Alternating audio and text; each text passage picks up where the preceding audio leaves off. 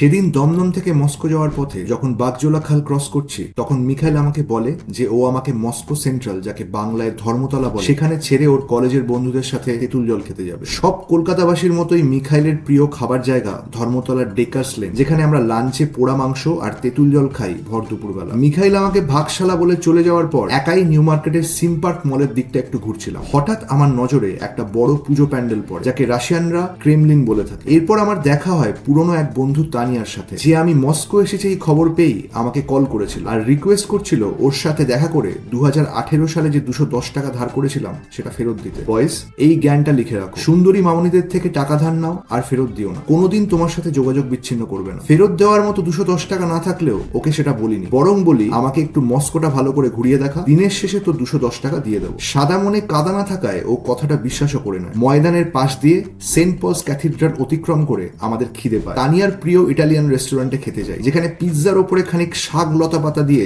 আমার মুডটাই খারাপ করে দেয় শালারা। এরপর প্রিন্সেপ ঘাটে একটু ঘুরে কিং পিটারের স্ট্যাচুর ভিডিও তুলে আর গঙ্গার খানিক হাওয়া খেয়ে ও আবার 210 টাকার কথা তোলে। আমি বলি আমাকে একটা কফি খাওয়া, তারপর টাকা ফেরত পাবে। বাধ্য হয়ে মামনি কফি কেনে আর আমি আমার পকেট থেকে খুচরো টাকা বের করে বলি যা আছে এই আছে, নিতে হলে নে, নইলে অন্য আরেকদিন দেখা কর। ও বলল ওর টাকা আর লাগবে না, আমাকে একটা মেট্রো স্টেশনের সামনে দাঁড় করিয়ে চলে যায়। আর আমি এই পাগলা বাউলদের গান কিছুক্ষণ শুনে দমদম ফিরে আসি।